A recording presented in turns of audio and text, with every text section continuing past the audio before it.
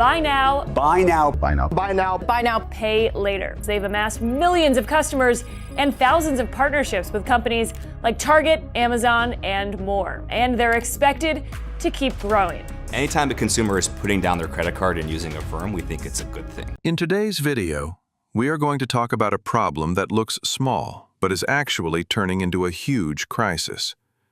Buy now, pay later started as an easy way to shop without feeling the pressure of paying right away. But now, it's creating serious issues. People are falling into debt, missing payments, and even putting their credit scores at risk. What looks like simple shopping is slowly becoming a financial trap, and the impact could be much bigger than we think. So, let's dive deep into how this buy now, broke later situation is shaping our lives, and what it means for the future. Stay with me till the end, and if you want more content like this, don't forget to subscribe. Buy now, pay later sounds like the perfect solution in a world where everyone wants convenience. You see something online or in a store, you want it right away, and instead of paying the full amount, you split it into small payments that look easy to manage. At first glance, this feels harmless, almost like free money, because there's no heavy interest like credit cards and approval is quick. But the reality behind this system is far more dangerous, and it's slowly becoming a financial crisis that could impact millions of people. The biggest problem is how simple and attractive these services are. With just a few clicks, anyone can get approved, even people who might never qualify for a credit card. That means people are buying more than they can actually afford, because the payment feels small in the moment. $10 here, $20 there. It doesn't feel like much, but when you multiply that across multiple purchases and multiple platforms, suddenly the debt piles up quietly in the background. By the time reality hits, many people realize they are locked into more payments than their income can handle. Another issue is how these services are marketed, especially to younger generations. Companies target students, new workers, and even teenagers with flashy ads that make shopping feel like a game. They push the idea that you don't need to wait, you don't need savings, and you don't need to think about money today. That mindset creates a dangerous habit of living on future income rather than present reality. And because it feels easy, many people sign up for more than one buy now, pay later service at the same time. Imagine having 5 or 6 separate mini loans all running together, each one demanding payments at different dates. Keeping track of that becomes a nightmare. Late payments are where the trap truly shows itself.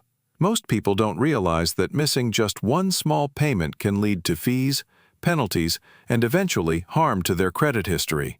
Until recently, buy now, pay later didn't affect credit scores directly, but new policies are changing that.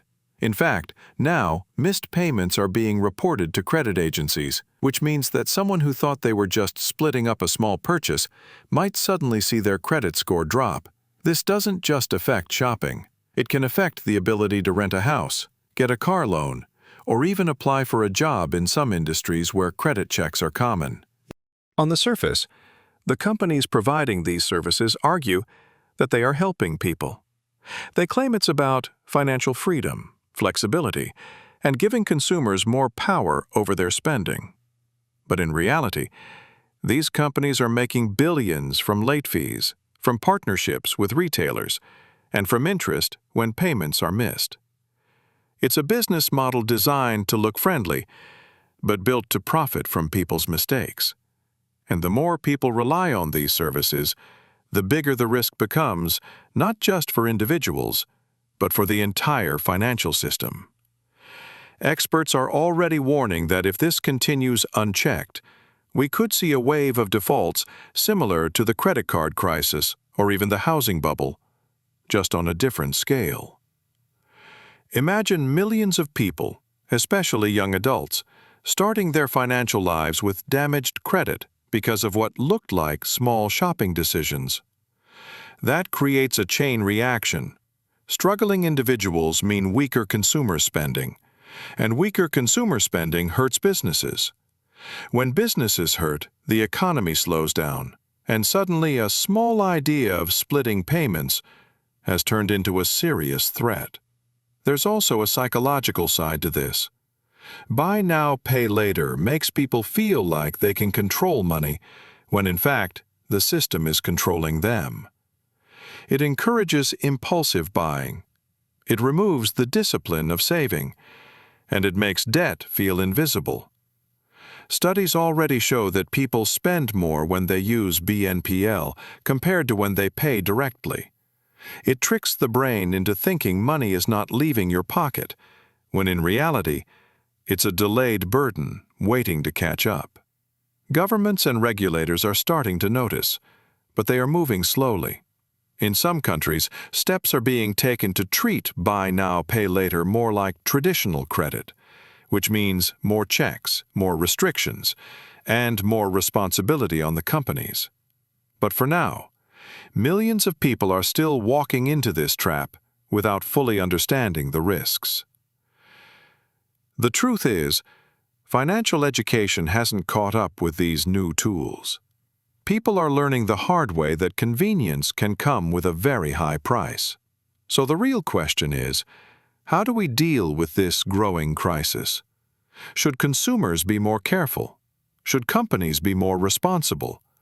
Or should governments step in before it turns into another financial disaster? These are questions we need to think about, because ignoring them will only make the situation worse.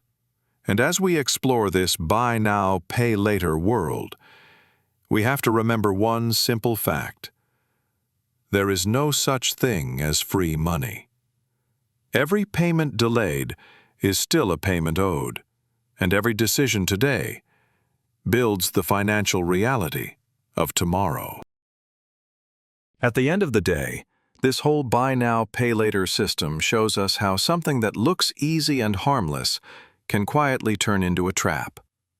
It makes us think we are in control, but in reality, the companies and the system are pulling the strings.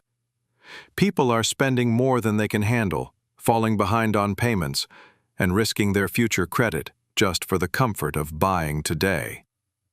Maybe it's time we ask ourselves if convenience is really worth the cost, or if patience and discipline are the real financial freedom. Because when the bills come due, the truth always shows up. If you want more honest conversations like this, don't forget to subscribe and stay connected.